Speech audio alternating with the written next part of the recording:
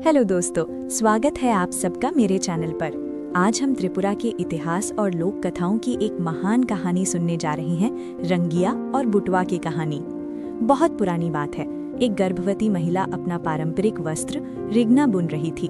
काम करते समय उसके हाथ से एक धागा नीचे गिर गया। उस वक्त वहाँ कोई इंसान मौजूद नहीं था जो उसकी मदद कर सके। सिर्फ एक गर्भवती गाय वहाँ थी। मजबूर होकर महिला ने गाय से धागा उठाने को कहा। गाय ने 2 बार उसकी मदद की, लेकिन तीसरी बार उसने मना कर दिया। उसने शर्त रखी कि अगर महिला उसकी बात मान ले तो वो धागा वापस कर देगी। महिला ने शर्त मान ली और गाय ने धागा उठाकर दे दिया। कुछ महीनों बाद महिला ने एक बेटी को जन्म दिया और गाय ने एक नर बछड़ा पैदा किया।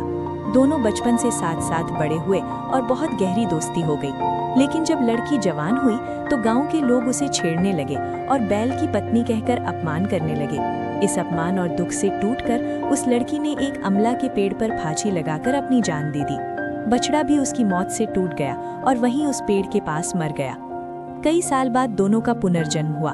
लड़की त्रिपुरा राज्य की राजकुमारी बनी और बछड़ा एक विशाल सफेद हाथी के रूप में जन्मा। बचपन से ही वो हाथी शरारती था और राजकुमारी को देखे बिना खाना नहीं खाता था। जैसे जैसे दोनों बड़े हुए, हाथी अत्यंत शक्तिशाली हो गया और राजकुमारी बहुत सुंदर और आकर्षक। एक दिन जब राजकुमारी हाथी को खिला रही थी, अचानक हाथी ने उसे उठा लिया और जंगल की तरफ भाग गया। राजा की सेना ने उसे रोकने की कोशिश की, लेकिन हाथी बहुत ज्यादा शक्तिशाली था। राजा ने घोषणा की कि जो भी राजकुमारी को बचाएगा उसे आधा राज्य और राजकुमारी से विवाह का पुरस्कार मिलेगा। गांव के 2 भाई रंगिया और बुटवा इस चुनौती को स्वीकार करते हैं। रंगिया एक महान योद्धा था, जबकि बुटवा ताकतवर होने के बावजूद लालची और मूर्ख था। यात्रा से पहले राजा ने उन्हें भोजन करवाया। बुटवा इतना लालची था कि उसने बहुत ज्यादा खा लिया, जिससे राजभंडार में खाने की कमी हो गई। एक चतुर दासी ने चावल का गोला बनाकर मक्का जैसा आकार दिया और मजाक में बुटवा के सिर पर रख दिया। कहने लगी कि उसने इतना खाया है। रास्ते में बुटवा ने हाथी के पद चिन्ह देखे, पहले छोटे बिल्ली जैसे, फिर कुत्ते जैसे, फिर गाय जैसे और आखिर इतने बड़े कि उनमें 100 लोग खड़े हो सके। असली आकार समझकर बुटवा डर गया और वापस लौटना चाहा। रंगिया ने याद दिलाया कि राजा का भोजन खाया है, अब कर्तव्य पूरा करना होगा। आगे एक विशाल नदी आई। रंगिया ने बुटवा को बांस लाने को कहा, लेकिन वो सूखी घास ले आया। गुस्से में रंगिया खुद बांस लेने चला गया। लौटकर देखा तो बुटवा नदी में नहा रहा था। रंगिया ने कहा कि ये नदी नहीं, हाथी का मूत है। ये सुनकर बुटवा और ज्यादा डर गया। आखिरकार वो सफेद हाथी तक पहुंचे जो राजकुमारी के पास सो रहा था। धीरे से भागने की योजना बनाई, लेकिन हाथी जाग गया और हमला कर दिया। रंगिया ने वीरता से युद्ध किया, जबकि बुटवा राजकुमारी को महल की तरफ ले गया। रंगिया और हाथी के बीच एक पूरे महीने तक भयानक युद्ध चला। धरती कांप उठी और स्वर्ग तक हिल गया। स्वर्ग के राजा ने अपनी बेटियों को पूरब की तरफ न देखने को कहा, लेकिन एक जिज्ञासु बेटी ने झांक लिया। रंगिया की वीरता देखकर उसे दया आई। उसने एक सुनहरी सुरंग वाली सुई नीचे फेंकी और कहा कि इससे हाथी को मारा जा सकता है। रंगिया ने सुई उठाई और एक ही वार में हाथी को मार दिया। वो उसके दांत के साथ महल लौटा। उधर बुटवा ने झूठ बोल दिया कि राजकुमारी को उसने बचाया है और विवाह की मांग की। रंगिया के लौटने पर सच सामने आ गया।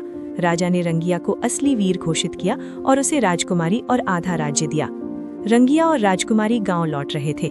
रास्ते में मनुष्य भक्षी राक्षसियों का भयानक जंगल था। रात को आराम करने लगे। रंगिया ने बुटवा से कहा कि अगर खतरा हो तो कहना रंगिया और बुटवा जाग रहे हैं, ताकि राक्षसी समझ जाए कि दोनों जाग रहे हैं। लेकिन मूर्ख बुटवा ने गलती से कह दिया बुटवा और रंगिया जाग रहे हैं। राक्षसी समझ गई कि रंगिया सो रहा है। राक्षसी ने राजकुमारी को उठा लिया, बुटवा की जीभ काट दी और उसे नदी में फेंक दिया। सुबह रंगिया ने मूर्ति जैसी आकृति देखी जो सिर्फ गरगराहट कर रही थी। रंगिया ने जीभ उठाई और प्रार्थना की कि अगर लोग हमारी कहानी याद रखेंगे तो इसकी जीभ लौट आए। चमत्कार हुआ और जीभ वापस आ गई। वो राक्षसी के गुफा तक पहुंचे। उसके बाल घने जंगल की बेलों जैसे फैले हुए थे। राजकुमारी को राक्षसी की सहेली बनने को कहा गया।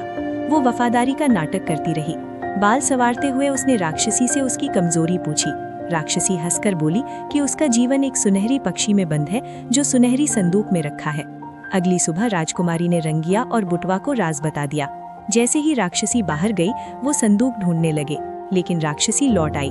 उसने हवा सूंघकर कहा, मुझे इंसान का मांस सूंघ रहा है। सच सामने आ गया और भयानक युद्ध शुरू हो गया। रंगिया राक्षसी से लड़ता रहा, जबकि बुटवा और राजकुमारी ने सुनहरी संदूक ढूंढकर तोड़ दिया और पक्षी को मार दिया। राक्षसी तुरंत गिर पड़ी और मर गई। रंगिया, बुटवा और राजकुमारी सुरक्षित घर लौट आए और सुख शांति से जीने लगे। त्रिपुरा वीरों की भूमि है, लेकिन इतिहास सिर्फ राजाओं को याद रखता है। आम लोगों की वीरता भूल जाता है। फिर भी रंगिया की कहानी लोक गीतों और लोक कथाओं में आज भी जिंदा है, जो पीढ़ी दर पीढ़ी सुनाई जाती है। कुछ लोग आज भी मानते हैं कि सफेद हाथी की आत्मा राजकुमारी के आसपास भटकती है और उसकी गरज लौंग तेराई के पहाड़ों में आज भी सुनाई देती है, लेकिन मैं इस बात की पुष्टि नहीं करता। आप अपने विचार कमेंट्स में जरूर बताएं। तब तक मिलते हैं अगले रोमांचक त्रिपुरा लोक कथा के साथ। लाइक, शेयर और सब्सक्राइब करना न भूलें।